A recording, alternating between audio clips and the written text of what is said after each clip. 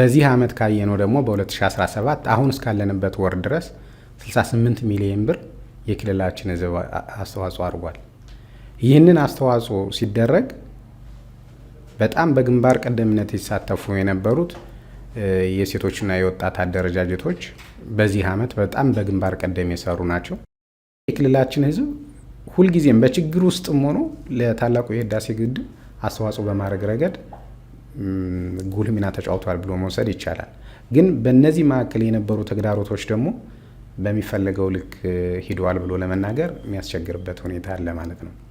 አጠቃላይ ግን የህዝቡ ቅንነት፣ ህዝቡ ለሀገራዊ ፕሮጀክቶች ያለው አመለካከት፣ ያለው አስተሳሰብ እና የኔነት ስሜት ሁልጊዜም ከማህበረሰባችን ዘንድ በጉልህ የሚታይ ነው።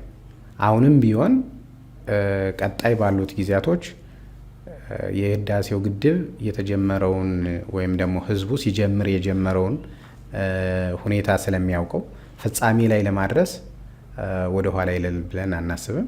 በሚፈለገው ደረጃም እንደሚሄድ እምነቱ አለን ማለት ነው።